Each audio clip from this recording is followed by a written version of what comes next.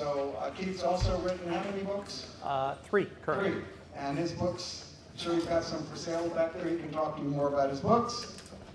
For his first appearance as a speaker, please welcome Keith Seland.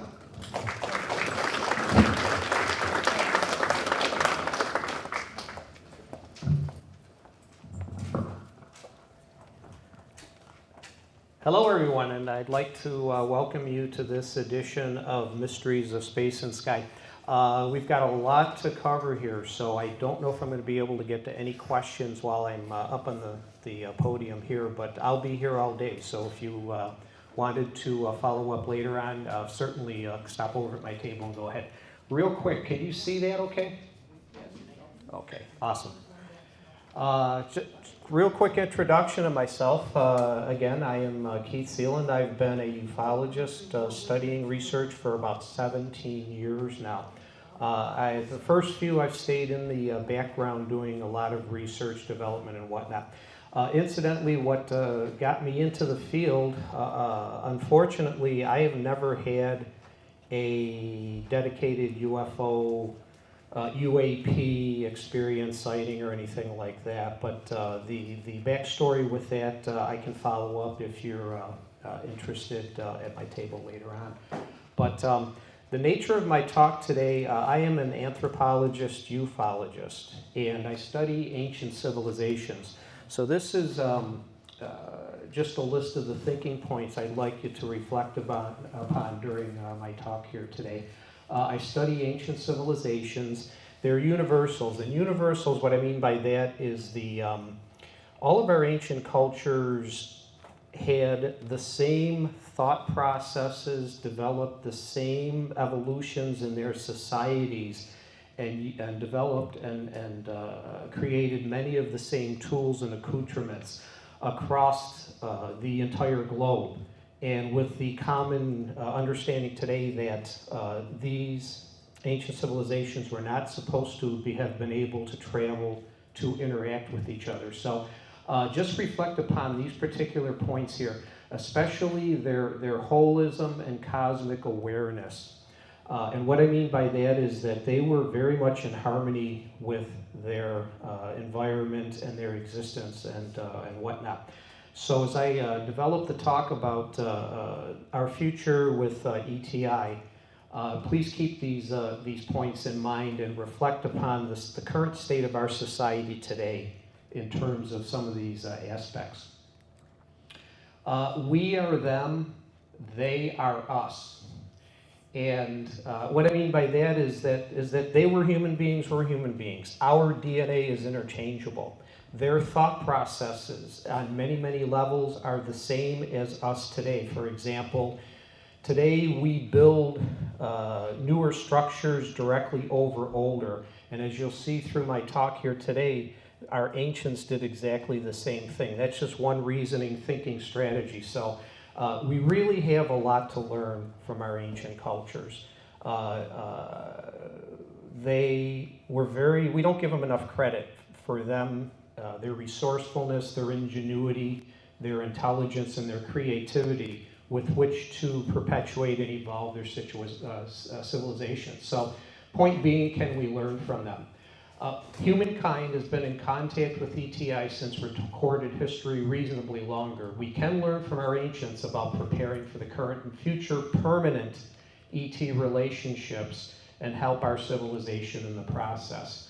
And again, as I go through here, I've had the opportunity to travel extensively the last couple of few years here, so I'm going to go through some of those research trips with you and show you some new developments and whatnot in terms of what I've actually found. But our ancients can basically drive our knowledge acquisition to accept and develop an awareness of ETI. Incidentally, I believe that most of us here, at least anyways, are already past the point if there is some kind of extraterrestrial intelligences that exist, and I'm way, way past that point. So I'm not even going to entertain the if anymore. It's when and whatnot.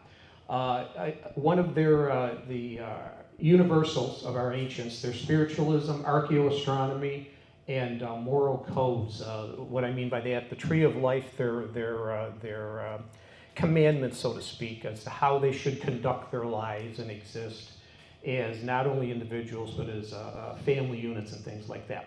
Another common characteristic of our ancients is that, and as compared to us today, is a civilization will tend to move or become disrupted when any of these following characteristics happen, whether there's bad weather or climate, food famine, risks to daily life. And this is Maslow was a famous psychologist back in the 1940s, Abraham Maslow. His theory of his pyramid of needs hierarchy and whatnot, which drives human behavior then as now. So I'm trying to drive the point that our ancients are us, we are them. And like I said, our DNA is biologically interchangeable, so we've got a lot to learn from them. So another important significant part of my talk today will have to do with archaeoastronomy. This is just a nice quote to sum everything up. They, meaning our ancients, carefully observed the comings and goings of its bodies. They peopled it with beings whose epic journeys affected the rhythms of their own lives, beings who wove human destinies into the fabric of eternity, like the finest Navajo blankets. And basically that's a description of the development of, in archaeoastronomy, our zodiac and constellations, and how we used our thinking power, or they used their thinking power back then, to develop the objects, symbols, and stories that you'll see in archaeoastronomy. This is just a capsule of some of my activities this year. I've been very fortunate to travel in the past couple of years, research to Egypt, and also here to Anatolia, which is Turkey. Karahan Tepe, Catalhoyuk. This is ancient Troy, actually, Göbekli Tepe and whatnot. So again, to remind you of these thinking points, our ancient civilizations, the universals, the out-of-place architecture that they had, you'll see many examples of that, in that these magnificent structures built thousands of years ago that still exist, but with so much sacred mathematics potentially involved with them that ties into the archaeoastronomy. And how were they able to accomplish all of these things? Did they have help? And can they help us today? I'd like to thank, for those of you that don't know this couple here, my dear friends Dr. Robert and Katie Schock of Boston University. Robert's been dedicated to digging up ancient civilizations, data and knowledge, and trying to relate this to the potential for us not being alone in terms of intelligent life in the universe.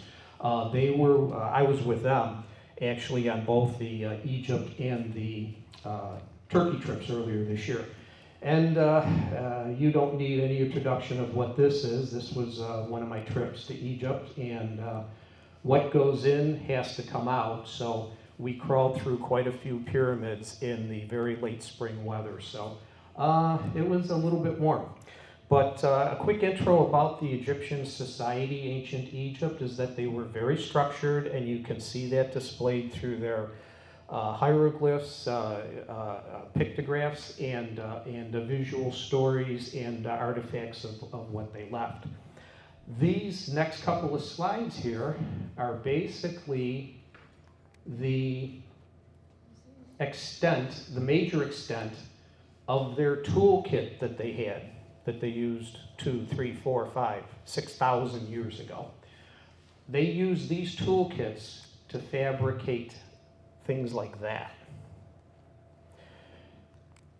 Little few fun facts about this. Roughly 2.5 million stones. Roughly it took 22 years to build, and this was from information from the Greek philosopher Herodotus, who had said that it took 100,000 people, men presumably, working 3 months out of the year, 3 months, 22 years to build. They only had 3 months because they took a lot of these workers from agricultural fields and whatnot, and there was a time in the summer that the Nile flooded and that they really couldn't do any agricultural work. So 3 months, 100,000 people, 22 years to build. Please keep in mind and hopefully adopt that our ancients were very, very intelligent and resourceful. This seems fantastic on the outset when I give you the statistic that they would have had to place one stone from quarrying it to actually putting it on site in its final resting spot, one every 4 minutes.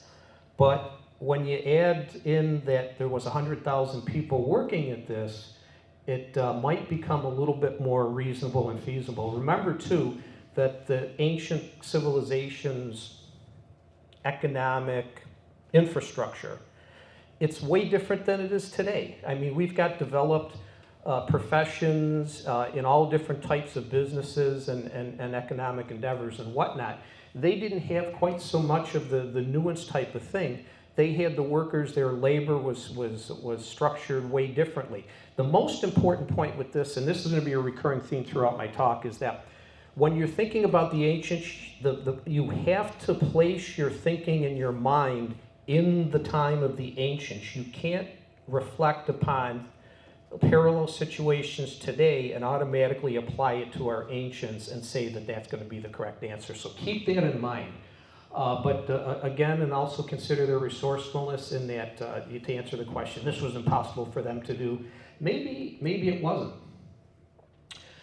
Sacred mathematics. Here's a more fantastic part of it. These statistics here, this data relates to the GPS layout, the architecture of this, and that they were perfectly aligned with north, east, south, and west. This is a universal in architecture all over the world. So keep that in mind. Again, the geo-alignment. They didn't have compasses, but they didn't need it. And I'll show you with the archaeoastronomy discussion coming up that they didn't need the compasses and equipment that we have today.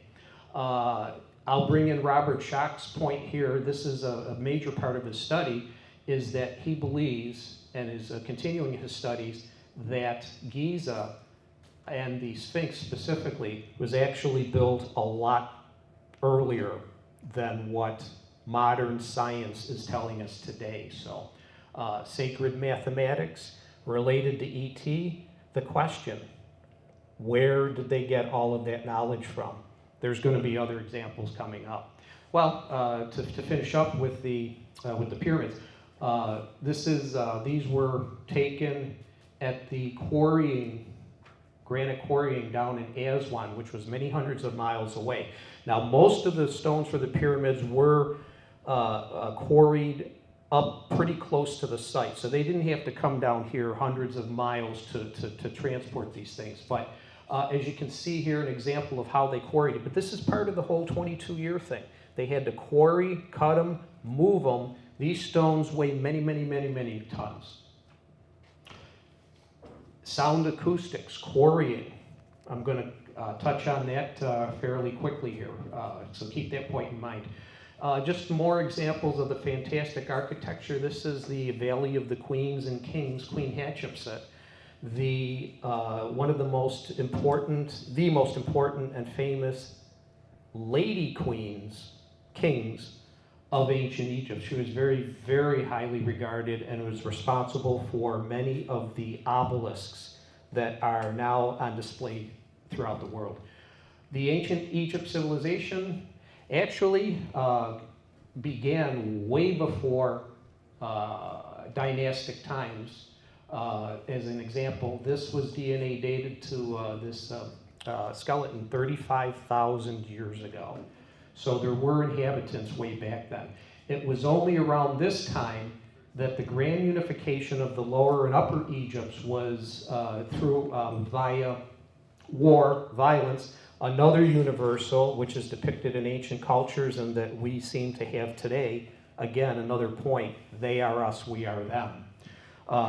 Narmer, his palette, as a description of his war scene, but he was able to create and make Egypt the universal power that it was and that it enjoyed. Another universal, again, as I mentioned, the duality war scene. described in all ancient cultures throughout human history. This is an example of the Benben stone, the top stones that would go on top of the pyramids. And the backstory behind this, in just a few words, that these Benben stones, they were the first things to have been seen when the floodwaters receded and tied into the creators back then of the now current human race. Now, my point in bringing this up is that if these Benben stones existed and those were evidential in the creation myth, that these things must have existed at a time before the Great Flood happened. So think about that a little bit. You know, all right, when did the Great Flood happen? The pyramids existed before that. Here's a few more famous pieces of architecture. This is down in Luxor. We were advantageous to come upon this at dusk.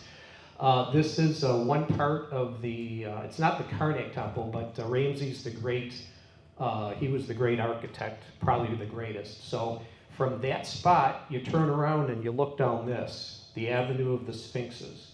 This goes for 2 miles as the road to Karnak. The end of that 2 miles is the Karnak Temple complex. Just awesome, awesome, amazing architecture. Like I said, their economic infrastructure. They didn't have the service industries that we have today and the labor forces and whatnot. Their forces were dedicated more towards these designs of the temples, and it was done it was mandated by the pharaohs, by the power and the royalty, to be able to keep their citizenry in line, so to speak, to keep the society together without it going to war. Real quickly here, no trip to Egypt is complete without a real quick look at the tomb of King Tutankhamun. And I put Nefertiti there. There is a groundswell of research potentially upcoming that in the search for her skeleton, that they're thinking that it lays close by the tomb in the Valley of the Kings where Tutankhamun lays. And one other important icon of ancient Egypt, and this is without name, Akhenaten. Not legend, but folklore goes, was he potentially an earlier version of Jesus Christ? And he did live 1,500 years before. He was such a rebel and anathema to the Egyptian civilization that when his power reign ended, future generations did all they could to chisel out and destroy attributes and things like that. And really, don't we do that today too? Another universal, for example, what happened to the Berlin Wall? Other examples from there. These are some of the other places that I visited, but also too, these are just examples of monumental architecture. Cappadocia, this is, that's Petra, and I believe that's in India, and you know what that is. Okay, we're just gonna go on. How were these things built? Were they entirely surveyed, engineered, constructed, and maintained by human beings with all of the layouts and architecture and design? The Kailash Temple, yeah, in India, that was Petra, Göbekli Tepe, which I had the opportunity to go to. Angkor Wat, Teotihuacan, which I've been to, Cappadocia. That's an awesome place. We actually stayed, the hotel that we stayed in when our time there was actually drilled into a mountain. So they still use the caves today. Here's an example, and I'll ask first for input from you afterwards. Dr. Schock and our party, with his influence, we were able to gain access privately to the Giza Plateau. There was no public or anything else in there. This is an example. Our group split up into 2 groups. This was our group, oops, and there's Dr. Schock. He's talking, we were in if you can see this, the subterranean chamber. Now, this is 90 feet below ground level. The King's Chamber stands directly above the subterranean. It's 140 feet above ground level. Now, there are no shafts that we know of, open shafts or open air spaces or to be able to promulgate sound waves and whatnot. Through 240 feet of solid rock, which is consisting of limestone, primarily limestone and granite on the upper surface, granite bedrock below. Now, I was getting ready to take this photo, actually when Katie was actually taking it, all of a sudden I started hearing chanting going on. And I grabbed Dr. Schock's attention and we got everybody quiet. And for 4 minutes we heard chanting from people that was the other part of our group up in the King's Chamber. This is the subterranean chamber. Up in the King's Chamber, we could hear, and it wasn't this level of chanting. It was pretty much this level, very audible, understandable. So my question to you is if there's any earth engineers out there or whatever, the best hypothesis that I can come up with in terms of why we were able to hear through 240 feet of solid rock, 230 feet of solid rock, was the concentration of granite that's within the rocks and the stone structures of that. I can't provide enough scientific evidence to be able to come to conclusions, but even more importantly, the takeaways from that was this. Did the Egyptians, did the builders of this have this knowledge? Did they design this feature into as a permanent feature into this particular? I mean, there's other examples around the world, the Hypogeum in Malta and other examples where sound properties, acoustic properties can promulgate. But this turned out to be an inadvertent double-blind experiment, which I can't provide any answers, but it's really, really racking. So if any of you out there know of anybody that are industrial engineers or earth resource engineers or whatever, please, I'll talk to you later. But please, I'd love to have a conversation with you. We'll try and move over here. Yep, we'll get into another topic, more towards maybe the most core flavor of this particular conference, Mysteries of Space and Sky, the archaeoastronomy. Again, our ancients were very, very spiritual, universal, and this ties into Dr. Schock's big part of his career. This is a view from the tail end of the Sphinx, looking directly east. And what's been determined is that at roughly a time of about 10,700 years ago BCE, that this was the motivation for the architects of the Great Sphinx, was to worship and honor the rising of the Leo constellation. Here's one particular thing that I'd like to debunk a little bit. As my time, I had some time in Egypt here. How many of you are familiar with the cultural icon, the phenomenon of the Dendera light bulb? So some of you have heard of it at least anyways.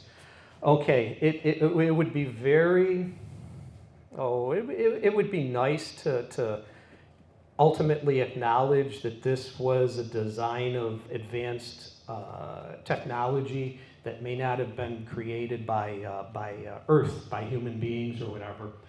But I'm going to maybe kind of throw my opinion on debunking this a little bit. This is an example, and there were 8 of these within the crypt, and this is all in the Temple of Edfu, Queen Hathor's temple. This, where it's supposed to look like a light bulb, and that's our mistake, attributing our thoughts of today's technology into ancient times. That's a bad mistake. In any event, my conclusion to this is that this is not a light bulb, but is actually a depiction of the Milky Way and the Great Rift, in which the stars in the heavens were the most important characteristic of and drove ancient civilizations. This is a depiction of the goddess Nut, holding up the universe. She was the goddess of the sky.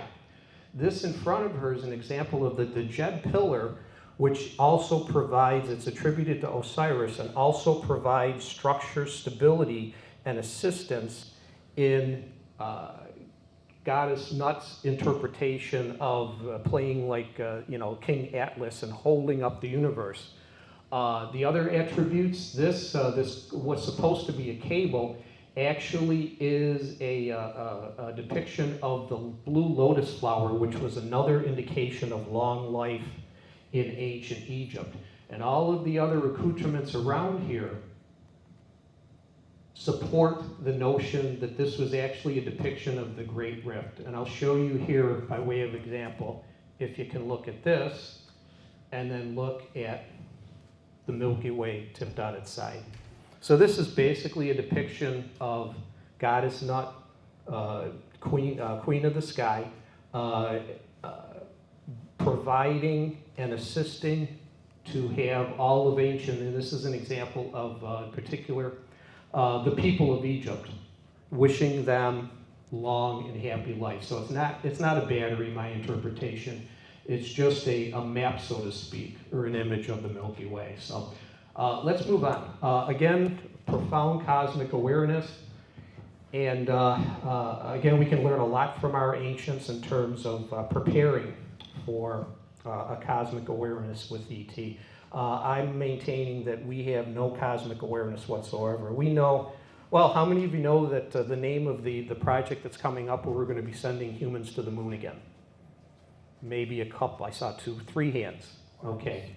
That's what I mean. We don't have really much of a cosmic awareness, and that's where ET is coming from. The Egyptians certainly did, though.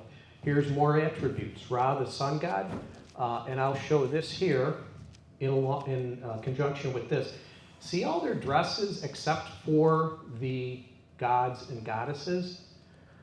The shape of their torsos, the shape of their clothing, pretty much looks like Orion. Yeah.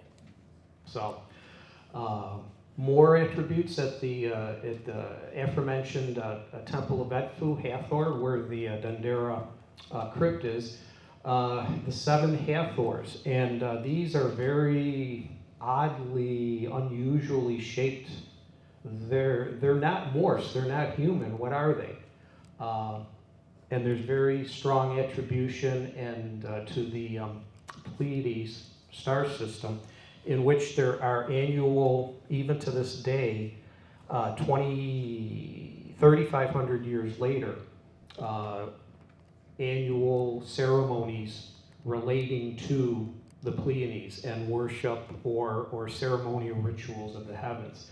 Another artifact found within the Edfu complex, the best that I could relate, I'm trying to say, is this, was this an Egyptian god or depiction or whatever? It doesn't look like it in any way, so I tried to take this little short beard here and tried relating it to Geb, god of the earth, but there's not enough attribution. This just remains out of place and unique, along with all these other symbols here, and as these next few slides I'm going to show you here, there's just so many depictions of how important the heavens were with all of that, as you can see here. All of the people that were involved in creating the Temple of Edfu are depicted here, okay. Another phenomenon that ancient Egypt had, which defies rational explanation, total human explanation, is their process of mummification. The best that's been able to be determined is that it was created way back. If you remember the first pyramid, the bent pyramid that I showed, that was built by the grandfather, King Sneferu, who was the father of Khufu of Giza.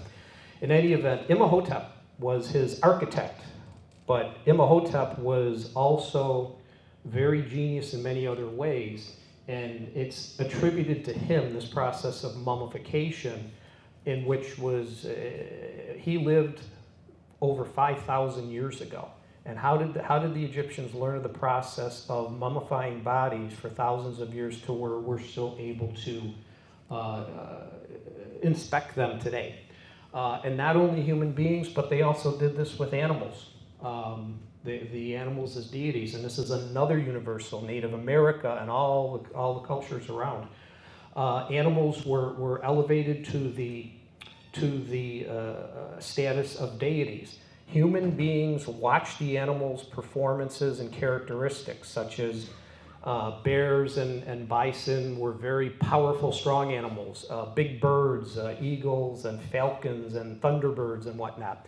They were sky animals, and they attributed godlike status according, and then they implicate is the bad word, but they assigned animal characteristics to a particular human being, saying, for instance, you were very powerful, not so much, how do I put this? You had characteristics of a great eagle. So then you would be attributed, and part of your name might have been called eagle or something like that, but your attributes to the particular animal and the particular sky. My point being is that the attributions are very, very, very important. They also mummified their animals too. Tuna el-Gabel is an example. This is one of the great baboon statues, and these were all crypts for animals. So again, the Hathor mythology just sums up here all of the archaeoastronomy attributes that Egypt had. I'll move on now to another research trip that I took to Göbekli Tepe. Well, all of Turkey, but one of the highlights was Göbekli Tepe, specifically buildings A, B, C, and D. Now, only about 4%, it's estimated, only 4 to 5% of this entire civilization has been unearthed yet. It's going to take many decades as the nature of archaeology flows, whatever. So as I show you here these next couple of slides, what I did, I'm working on a hypothesis, and I'll give you some details now, but real quick, eventually this is going to end up as an academic paper and part of potentially a new book that I'm going to be writing about. And looking through all of the 4 buildings here, I took compass coordinates and confirmed what readings were already out there in the literature. So this means building A, and this is a compass point direction of 325 degrees, which is northwest. B, 348 degrees, whoops. Building C, 353, D, 347. Building C has been dated to be the first one developed by the natives there. D was the second, B was the third, A was the fourth. Point being with that is that as time went on, and these are, the datings for these go back, are separated by hundreds of years. So as you're looking, well, let me show here. Okay, that's a good slide. So as I'm standing, looking, I'm in the central pillar, which is the two main pillars that you can see in the center of each of these buildings. And the compass coordinates will be pointing to 340, 348, 353, 325. This undoubtedly, this section of Göbekli Tepe is entirely ceremonial ritual. It's not a living residence of any kind or whatever. So I'm working on the hypothesis and trying to relate these particular structures to as alignments for basically a path of the dead soul or the past soul from a dead human body, the process of the transport of the soul into heaven. They considered, all the ancients, another universal, considered the Milky Way as heaven and hell. We still use today our term, when we say heavens, we mean the sky, we mean the Milky Way. They used it all back then.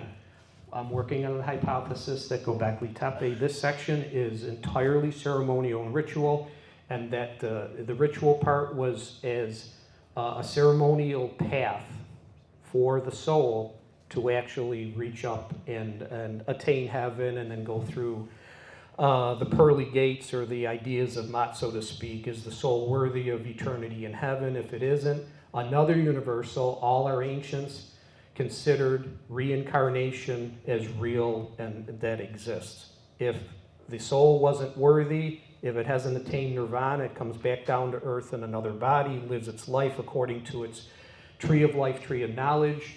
And if it's lived a good enough life at the time of the body passing, if that soul then is attained eternal heaven, it is admitted into the Milky Way. And that was their process for doing all of that.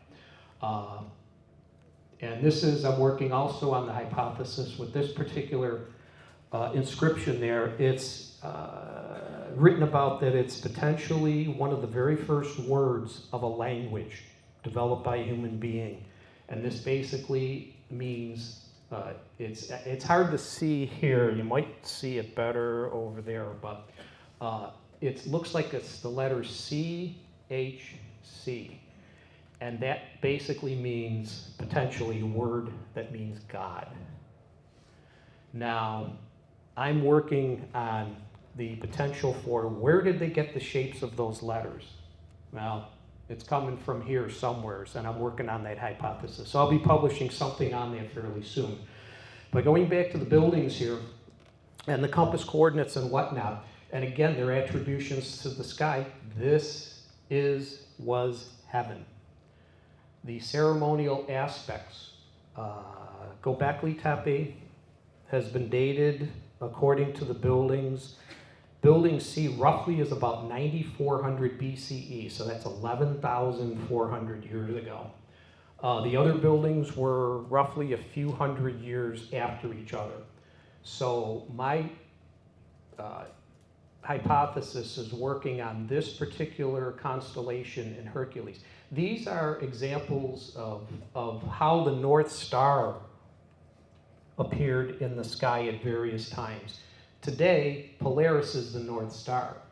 16,000 years ago, the star Deneb, Alpha Cygni Alpha, was the North Star. And that's due to the precession of the Earth. Now, there's four physical motions. The Earth rotates, on a daily basis. It orbits the sun as a second one. The precession of the Earth spins like wobbles like a top. And this is the motivation, this is the nature of the passing of the North Stars from one to another. And then the fourth physical phenomenon is that every object in the universe is moving.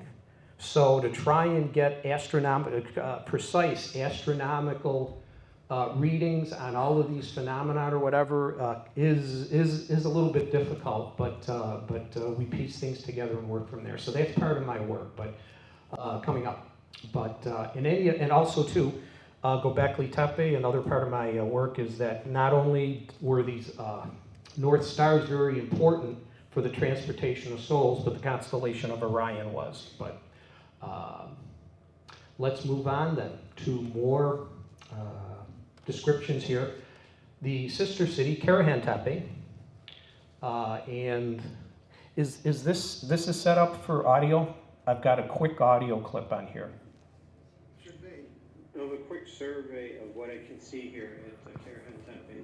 A few of the pillars, not central in nature, do have very rudimentary symbolism, designs of some sort. They're not reliefs of a sort, they just appear to be stones that were broken up through time and then repackaged back together, kind of like a jigsaw puzzle. But this maintains the character of the early amount of research here at Karahan, that not many relief figures have been found as opposed to later structures such as Göbekli and other sites.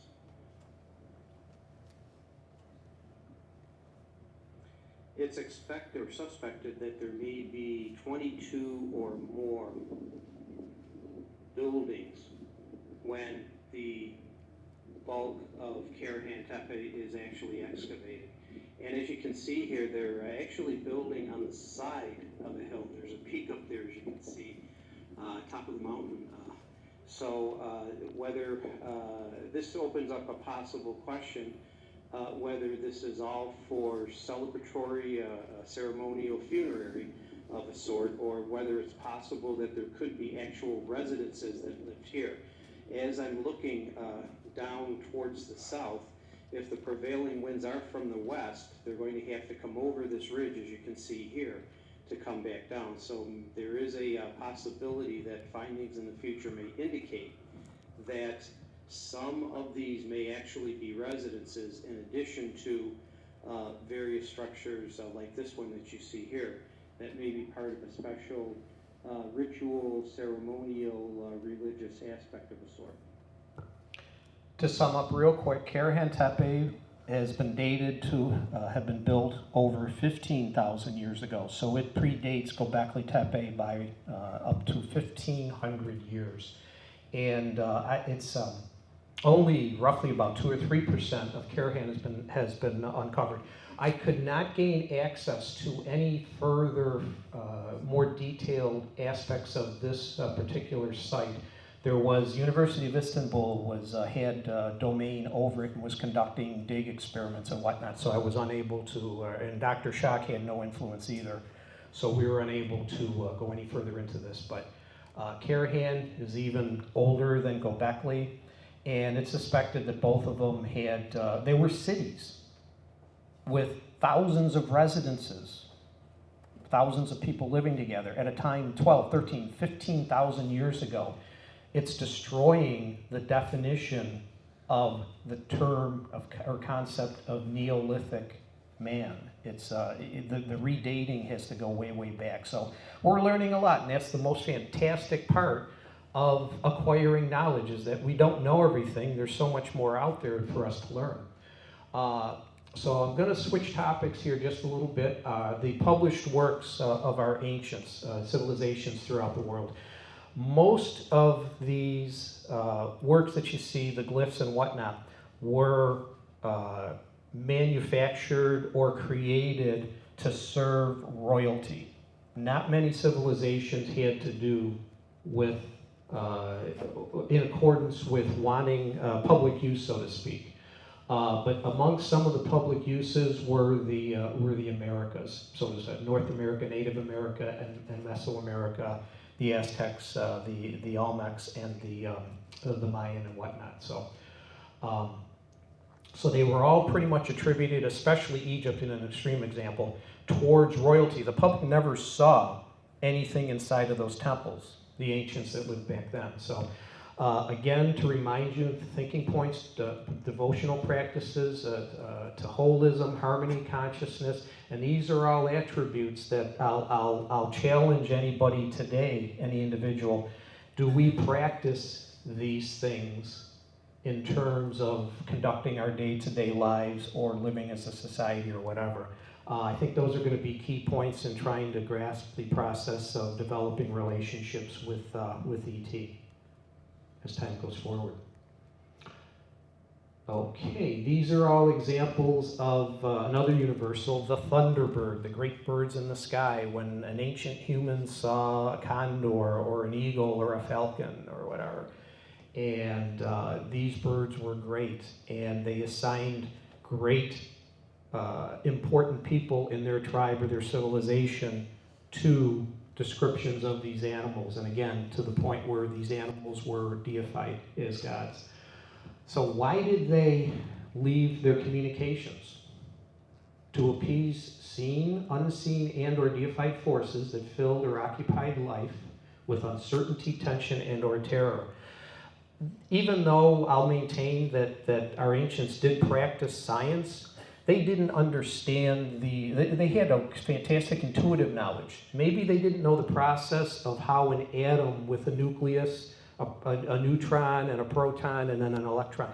Maybe they didn't know all the core details of all of that stuff, which we do today, but they had an intuitive knowledge and were so much in tune with learning about the things that they knew about, or that they observed in nature. They described what they saw. Here is examples of potentially many ETI attributed glyphs, at least anyways. Göbekli Tepe, certainly.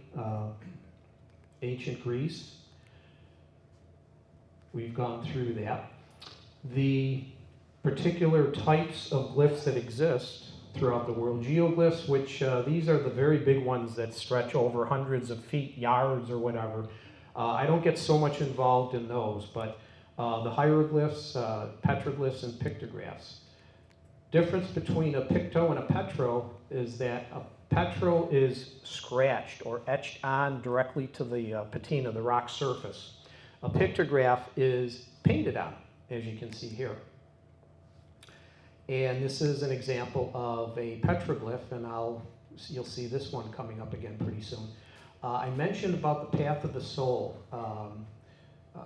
The ancient Aztec god Quetzalcoatl. All the ancient civilizations had their process of sending off the soul to heaven. This is just another example. This was actually found in southern Utah, which brings up a very, very important research questions. We're pretty sure that the Aztecs migrated up to Western America.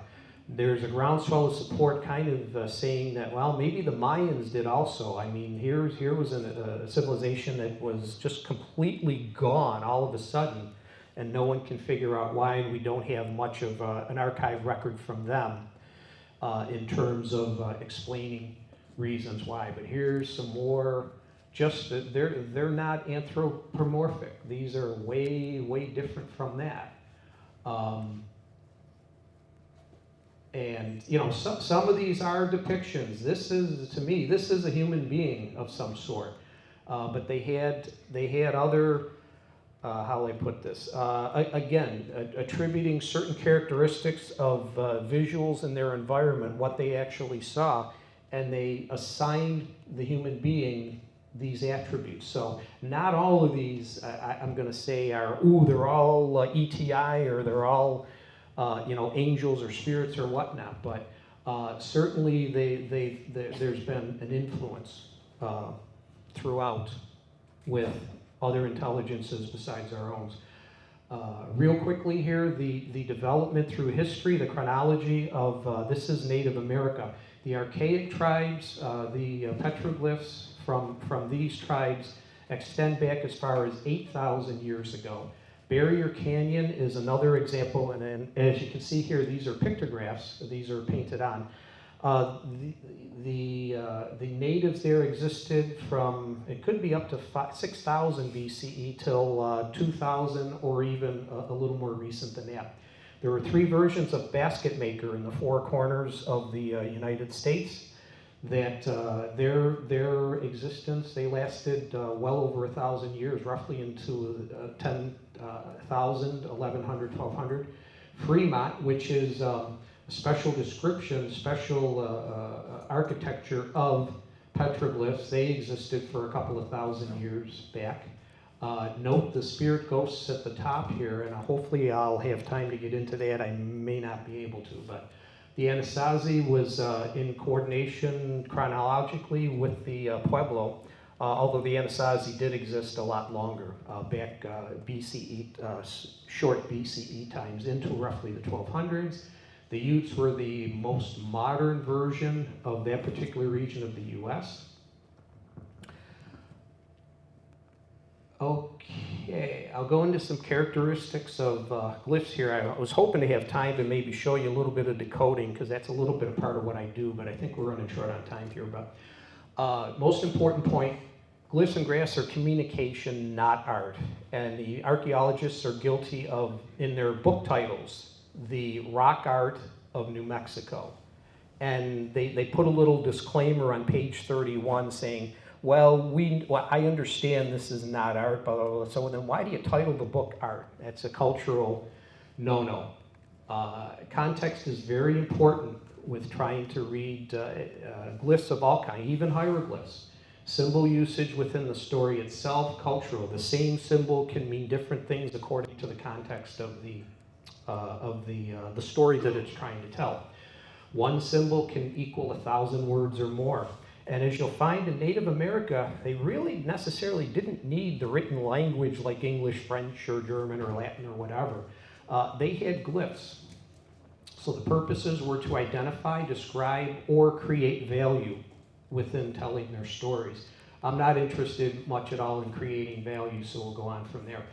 All ancient civilizations scribe what they saw. This is a human neurological characteristic that's a universal amongst ancients and what we do today. We just scribe what they saw. When someone has a UFO sighting, I know what I saw. We all act the same way. Anyone familiar with cargo cults? Okay. For brevity of time, unfortunately, we want to talk about it later, but this is a great example of them actually creating monuments and structures done during World War II when the Allied soldiers came to their islands, and they brought food and building and stuff like that. And the cults, the natives there, thought that those human beings, our soldiers, were gods. So when their gods left, they built these structures as monuments and as encouragements for those soldiers to come back. So there's another human behavior characteristic. Ideographic writing system, that's pretty much what Native America did. 2 steps instead of the 3 steps that we use today. 3 steps, if we're trying to read something, phenomenon. A stimulus comes into our brain, we have to interpret the words, that's step 2. Step 3 is then actually speaking it or writing it or whatever. They didn't have the language and the words, so it's a 2-step. And you see it today. Just go out on the road and the first road sign you see, there it is. So decoding techniques, I'll just go through these here real quick. Glyph context is important. Uniqueness in symbols, as I mentioned. Temporal considerations, and the geometry in rock writing.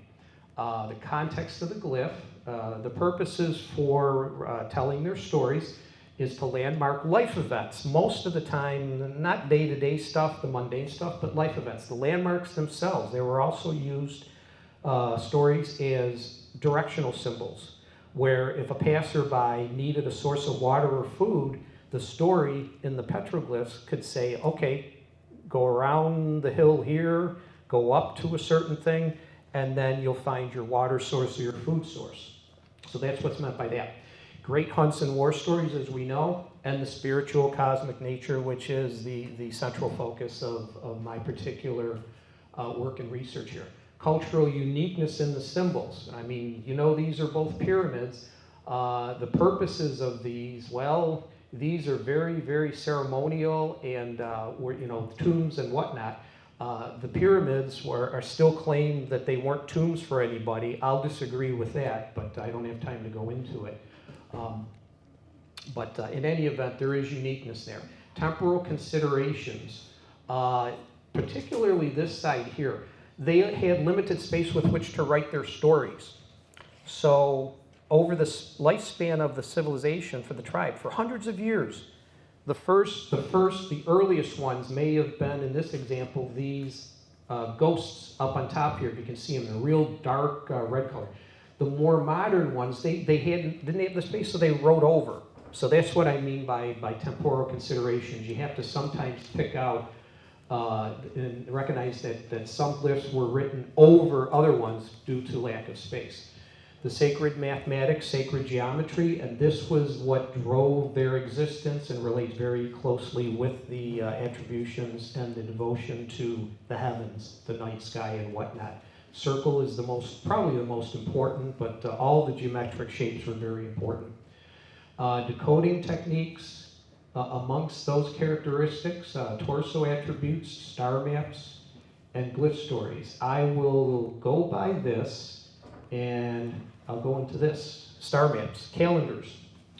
I've had the opportunity to travel to some particular areas on site, and look at all the solar calendars and lunar calendars that were created.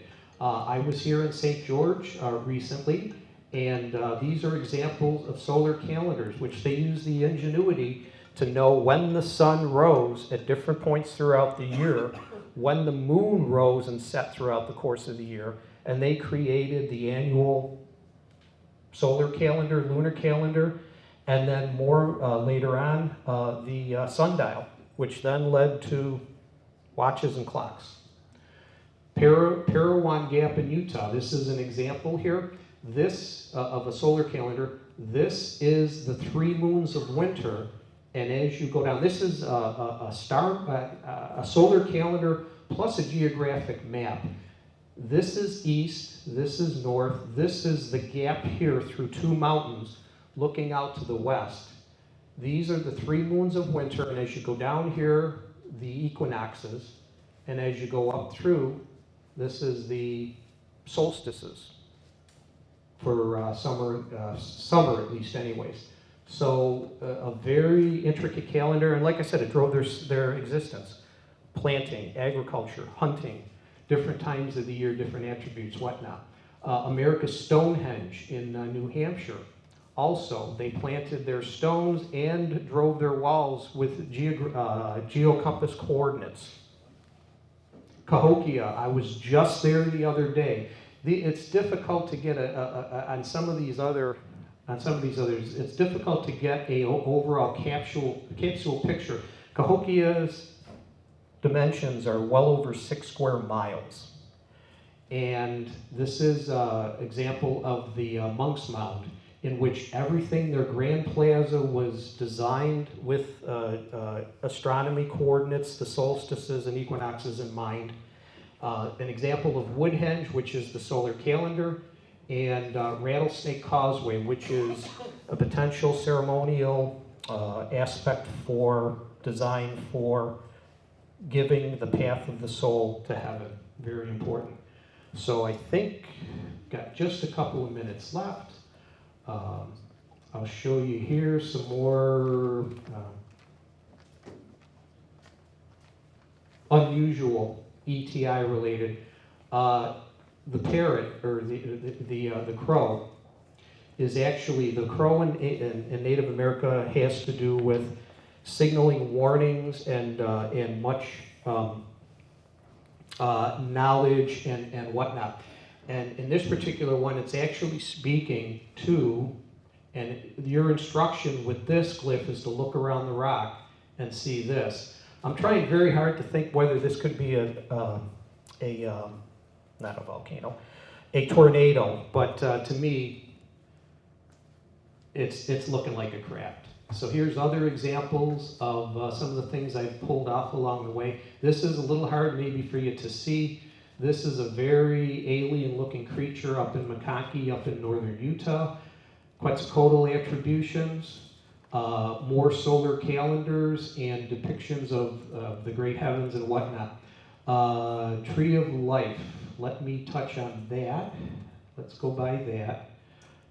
The Tree of Life, which is their moral code, and this was found, I found this in Utah, in eastern middle Utah. Again, another universal, all of these civilizations had their moral codes and ways of life. This is the Abydos, the flower of life in the Osirian. Like I said, this is the Indian path to enlightenment, the Bodhi, Egypt, Christianity, Judaism, the Kabbalah. Good versus bad, universal theme that our ancients had then and we have today, one of the most important ones. The Tree of Life. Here are the aspects of the Tree of Life. And I can ask you a homework question, so to speak. Do you think that our culture as individuals or as communities today, do you think we practice any of these things? The interconnectedness amongst all of those, which was designed back then to help provide the map for the soul to conduct themselves and live a good life. And then when their soul left the human body, then they would have a better opportunity to go to heaven. Here's the Tree of Life as depicted in 3 separate areas: the terrestrial world, the sky world, the underworld. And in Native America, this was a depiction of the fourth cycle of life, so to speak. So as you see here, underneath, these are the beings that are trying to move from the underworld. This is an example of a human being searching for the tree of life and the moral code with which to live. And this is an example of the sky world, so to speak, the upper world, where the soul is going to go. This, incidentally, is a really very close, perfect example of a star map. And that's why I put this up here. Andromeda, Perseus constellation. So very, very, how do I put this? They were all attuned with the stars. So as I close here, I thank you for the time. Just read here, we need to learn from our ancestors about practicing both earthly and cosmic existence. ETI is waiting for us to develop these traits before they make permanent, lasting contacts and relationships. And, whoops. Those are my books. I'm here all day. I'd love to talk to you if you have any talking thinking points. That wraps up my talk. I apologize. I had more to deliver, but maybe next time. Thank you very much.